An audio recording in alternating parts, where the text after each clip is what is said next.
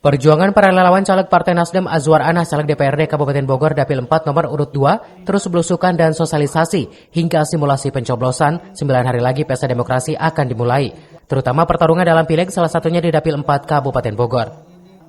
Para relawan tersebut memastikan dan berkunjung ke warga masyarakat di setiap desa guna mengenalkan bersosialisasi dan simulasi pencoblosan kertas suara yang benar, sehingga warga masyarakat yang dominan para mama ini agar tidak salah pilih mencoblos caleg Partai Nasdem Azwar Anas.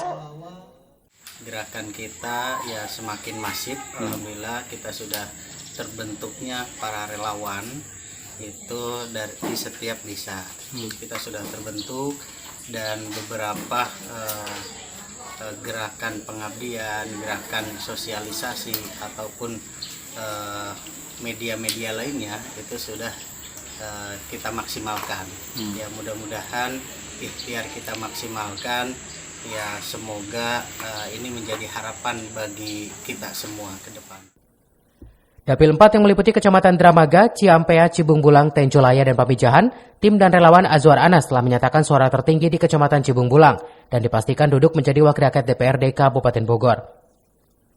Dari Cibung Bulang, Kabupaten Bogor, Iman Abdurrahman melaporkan.